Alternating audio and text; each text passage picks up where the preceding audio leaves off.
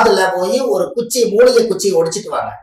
ஒடிச்சிட்டு வந்து மஞ்சள் நல்லா தேய்ச்சி அதுக்கு ஒரு பொட்டு சந்தனம் வச்சு ஒரு குங்குமம் எல்லாம் வச்சு அதுக்கு ஒரு சாம்பிராணி புகை காமிச்சு நீங்க தொழில் செய்யற இடத்துல பூஜையில வைங்க, இல்லாட்டி கல்லாப்பெட்டியில வைங்க.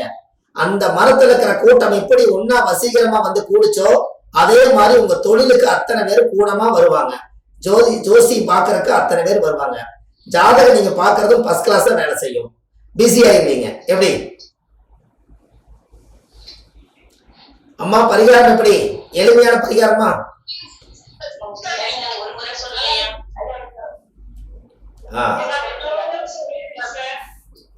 இன்னொரு முறை சொல்லணுமாமா? இன்னொரு முறை சொல்றதா? ஓகே ஓகே, இன்னொரு முறை சொல்றேன். அதாவது ஆலமரம், அரச மரம், அத்தி மரம், இந்த 3 மரத்துல ஏதாவது பறவைகள் கண்டிப்பா இருப்பாங்க. அந்த பறவைகள் எல்லாம் கண்டிப்பா இருக்கிறதுனால அந்த பறவைகள் எல்லாம் ஒன்னா சேர்ந்து அதுகளுடைய தாய் பிள்ளைகள்லாம் வந்து சேர்ந்துருவாங்க. அதுல ஒரு குஞ்சு வரலைனாலும் அது தீனி இறை எடுத்துட்டு சோகமாத்தான் உட்காந்துருக்கு. அதனால எல்லாரும் வருவாங்க. அப்ப அந்த மரத்துக்கு ஒரு சக்தி இருக்கா? அந்த மரத்துக்கு மட்டும் ஒரு பவர், ஈர்ப்பு சக்தி இருக்குது. அங்கதான் எல்லா ஆத்மாக்களையும் வர வைக்குது அந்த சக்தி, அந்த மரம். அது ஒரு புண்ணியம் பண்ண மரமா போச்சு.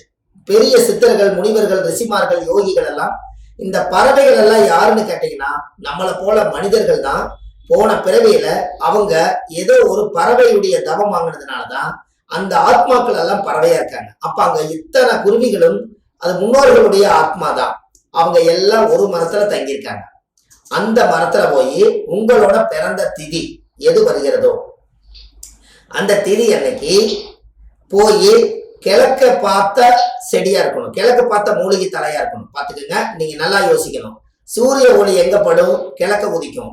அப்ப கிழக்க பார்த்து வாதுல ஒரு குச்சிய ஒடிக்கணும், தலையோட ஒடிச்சிட்டு வாங்க. எந்த மரம்? ஆலமரம், அரச மரம், அத்தி மரம். இந்த அத்தி மரம் ஏன் இதை சொல்றேன் அப்படின்னா, அத்திப்பழம்ங்கிறது சாமிய பாலாலயம் பண்ணும் போது இத்தனை 400-500 வருஷமா பூஜை பண்ணின சக்தி எல்லாம் அத்தி கட்டையில தான் இறக்கி வச்சு பாலாலயம் பண்ணுவாங்க. உங்களுக்கு தெரியும் இல்லையா? கும்பாசம் பண்ணும் போது அப்போ அந்த அத்தி மரத்துல இருந்து அரச மரம், ஆலமரம். அதனாலதான் ஆள் போல் தலைச்சு அருகபோல் வேறுன்றின்னு சொன்னாங்க. அதனால அரசன் என்பது அரசனா வாழ்வாராம். இந்த 3 மரமே ரொம்ப ரொம்ப ராஜ தந்திரமான மரம், ராஜ மூலிகை. இது இதுல ஏதாவது ஒரு குச்சியை ஒடிச்சிட்டு வந்து அதை நீங்க தண்ணியில கழுவி அதுக்கு மஞ்சள் தேசு, அதுக்கு பொட்டு சந்தனம், குங்குமம் எல்லாம் வச்சு சாம்பிராணி புகை காமிச்சு சூரியன்கிட்ட காமிச்சு அதை கொண்டு போய் நிறைய என்னுடைய ஜாதகம் பார்க்குற இடத்துல, நான் தொழில் செய்யக்கூடிய இடத்துல, இன்னமும் ஜாதகம் பார்க்காதவங்க ஒரு ஹோட்டல் தொழில் செய்யலாம், யாராவது ஸ்கூல் வச்சு நடத்தலாம், இல்ல ஒரு கேண்டீன் வச்சிருக்கலாம், மெஸ்ஸு இந்த மாதிரி வச்சிருக்கலாம், ஒரு சாதாரண குடிசை தொழில்காரன் கூட இருக்கலாம். யாரு வேணாலும் இதை வச்சு கும்பிட்டாங்கன்னா அந்த ஈர்ப்பு சக்தி அந்த மூலிகைக்கு இருக்கிறதுனால நீங்க எப்போ பார்க்குற ரெகுலரா வர்றதை விட 10 பேர் சேர்ந்து வருவாங்க. இந்த மூலிகை பிரமாதமா பயன்படுத்துங்க. உங்க வாழ்க்கையில அடுத்த லெவலுக்கு வந்துடுவீங்க. எப்படிங்கம்மா?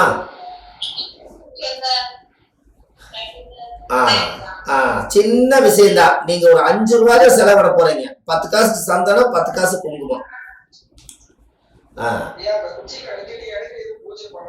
இல்ல பூஜை நீங்க அதான் இந்த சாம்பிராணி புகையெல்லாம் காமிக்கிறீங்க டெய்லி. அதுக்கு 10 நீங்க தொழில் செய்யற இடத்துல சாமி படம் ஏதாவது வச்சிருப்பீங்க. அந்த சாமி படத்துக்கு காமிக்கும் போது அந்த மூலிகை குச்சிக்கு கொஞ்சம் காமிங்களே. நீங்க எதை மதிக்கிறீங்களோ அது தெய்வமா மாறிடும்.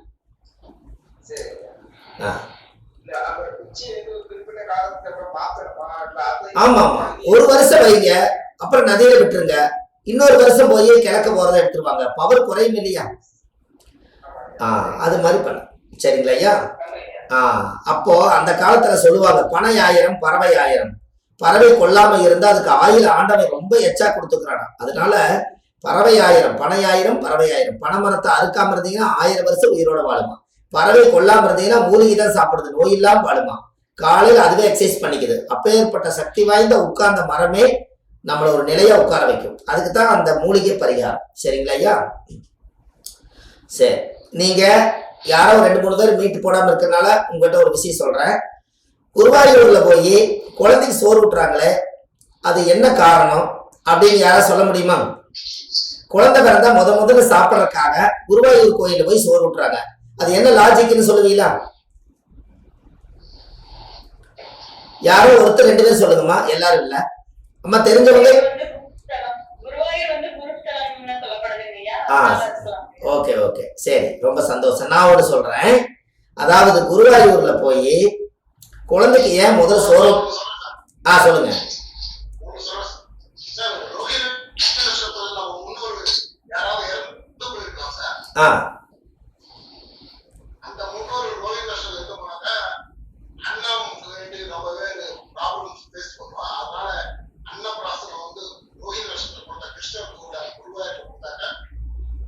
சரிங்க, ரொம்ப சந்தோஷம். ஐயாவுக்கு தெரிஞ்ச கருத்து, அருமையான கருத்து, நல்லா சொன்னார். அதாவது ஐயா என்ன சொல்றாருன்னா, அந்த ரோகிணி நட்சத்திர கிருஷ்ணருடைய அவதாரத்துல தான் அந்த ஒரு பவர் நடந்திருக்குதுன்னு சொல்றாங்க. இப்போ உங்களுக்கு ஒரு விஷயம் சொல்றேன்.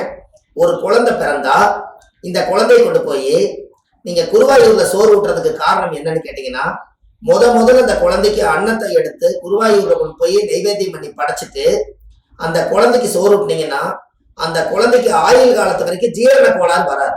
எப்படி புரியுதுங்களாமா? ஜீரண கோளாறு வராது. ஏன் அப்படி? அவருக்கு குரு வாயூர், அது வாயூர், குரு வாயூர், வாய்க்குள்ள போடக்கூடிய அத்தனை பொருளும் அவர் வாய் பக்கத்துல புல்லாங்குழல் வச்சிருக்கிறாரு. அவர் ஊதுல எங்கேயும் தடை இல்லாம நீங்க ஊற்ற சாப்பாடு குடல் வழியா வர்றதுல எங்கேயும் அடப்பாகாம நேரா ஜீரணமாயி நம்மளுக்கு மோசன் வழியா வந்துடும். அந்த குழந்தைக்கு எங்கேயும் போய் அடப்பாகாது. அதனாலதான் அது குரு வாயூர்னு வச்சிருக்கிறாங்க. வாயில ஊட்டக்கூடிய அத்தனை பொருள்களும் ஜீரணமாயி மோசன் வழியில வந்துருமா.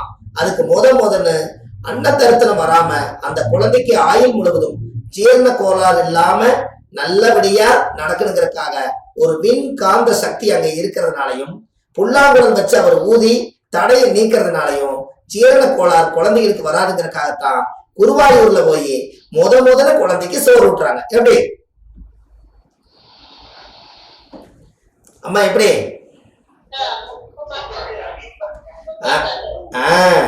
நீங்க சூப்பர்னு சொன்னோன்னே நான் இன்னொரு பரிகாரம் தரும் பாருங்க. அப்போ குருவாயூர்ல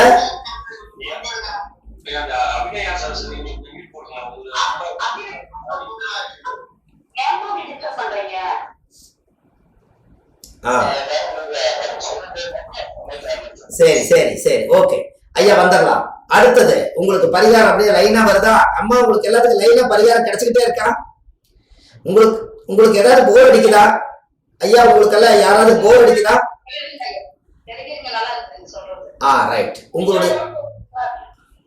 உங்களுடைய மனம் சந்தோஷமா இருக்கணுங்கிறதுக்காக இன்னைக்கு அம்மா இந்த ஒரு பெரிய ஒரு விஷயத்த இன்னைக்கு உத்தரவு கொடுத்துருக்காங்க. அதனால உங்களுக்கு ஒரு பெரிய ஒரு வரப்பிரசாதம்.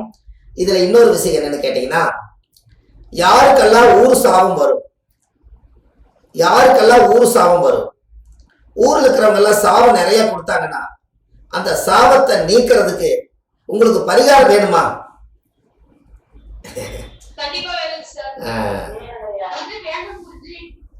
சந்தோஷம்.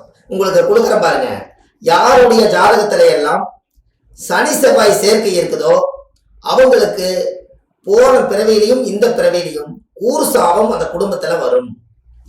சனியும் செவ்வாயும் யாருடைய ஜாதகத்தில எல்லாம் சேர்ந்து இருக்குதோ அவங்களுக்கு ஊர் சாபம் வரும். அப்போ அவங்களுக்கு ஊர் சாபம் வந்தா மனுஷன் பல்லு விஷம். இந்த சாபத்தால ஜாதகத்துல கிரகங்கள் சிலதால இயங்காம அந்த ஊர் சாபத்தினால அவர் ரொம்ப தாழ்மை அடைஞ்சு போயிடுவார். அதுக்கு ஒரு பரிகாரம் உங்களுக்கு சொல்றேன், நீங்க எழுதி வச்சுக்கோங்க. அந்த காலத்துல ஊர் சாபம் வர்றதுக்கு சண்டையே இல்லைனாலும் கூட ஊர் சாபம் எப்படி வந்துறீங்களா? ஊருக்கே ஒரு கிணறு தான் இருக்கும். எல்லாரும் அதுல போய்தான் சேர்ந்து தண்ணி எடுத்துட்டு வருவாங்க. கோபதாபத்துல அந்த கிணறு ஒருத்தர் மூடிடுவாரு, ஊரே சாபம் விடும். சண்டால இத்தனை பேர் தவிச்ச வயக்கு தண்ணி குடிச்சோம், இன்னைக்கு இப்படி கொண்டு போய் இன்னைக்கு கிணத்த மூடி போட்டாரு, இனி இவரெல்லாம் நல்லா இருப்பாரா இப்படின்னு அவங்க சாபம் கொடுத்தா அந்த குடும்பத்துல பிறந்த ரத்த உறவுகளுக்கு கூட சாபம் வருமா. அப்போ இந்த பொதுவான மனிதர்கள், ஆதரவற்றவங்க, அனாதியா இருக்கிறவங்கள அடிச்சு போடுறதும், மனநல பாதிக்கப்படுறவங்கள அடிக்கிறதும், இதெல்லாம் ஊரே சேர்ந்து அப்பாவே அடிச்சு போட்டே ஊரே சாபம் கொடுக்குமா. இந்த மாதிரி ஒரு ஊர் சாபத்துக்கு உங்களுக்கு ஒரு அருமையான பரிகாரம் வேணுமா?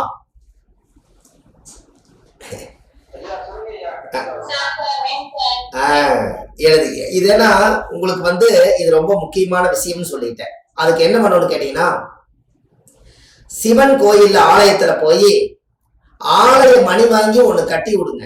கட்டி விட்டு 108 தடவை நீங்க அடிச்சுட்டு விட்டுருங்க. ஊர் சாபம் உங்களை விட்டு நீங்கிடும். ஒரு சிவன் கோயில்ல அப்ப என்ன ஆகும், சிவன் கோயில்ல போய் ஆலய மணி ஒரு பெரிய மணி ஒரு 5 கிலோ 10 கிலோவில் வாங்கி சிவனுக்கு பூஜை நடக்கும் போது அந்த மணி எடுத்து அலங்காரம் பண்ணும் போது அடிப்பாங்க. அடிச்சா கோயிலுக்கும் கேட்கும், ஊருக்கும் கேட்கும். அப்ப உங்களால ஊருக்கே சாபம் விட்டது. நீங்க ஆன்மீகமா ஒரு பூஜை நடக்குதுன்னு சொல்லி அவங்க எல்லாரும் அமைதியாகி கடவுளுக்கு பூஜை நடக்குதுன்னு எல்லாரும் கோயில வந்து சாமி கும்பிடுவாங்க.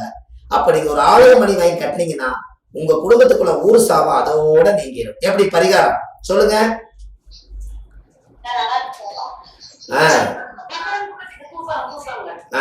அப்ப நீங்க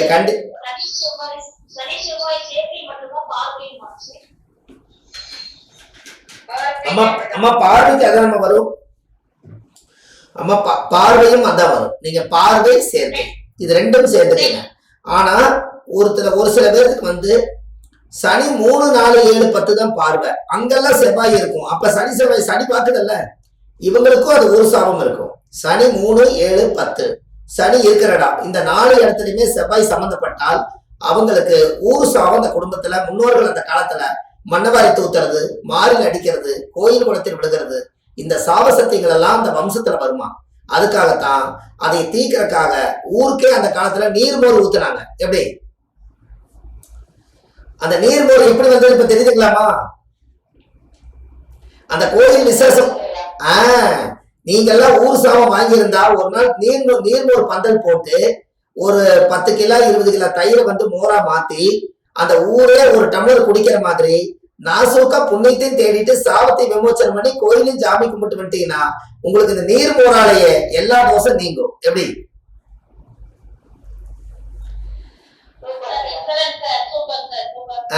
நீர்மோர் எப்படி வந்து தெரியுதுங்களா? இப்ப ஊருக்கே தண்ணி கொடுத்தாங்க. தண்ணி ஏன் கொடுக்குறீன்னு கேட்டா நீ ஏதோ சதி பண்ணிக்கிறீன்னு சொல்லி தண்ணி குடிக்க மாட்டாங்களா. அதுக்காக என்ன பண்ணிட்டாங்க, கோயில் நோம்பி சாப்பிட்டோன்னே முதல்ல பந்தக்கால் போட்டு நீர்மோர்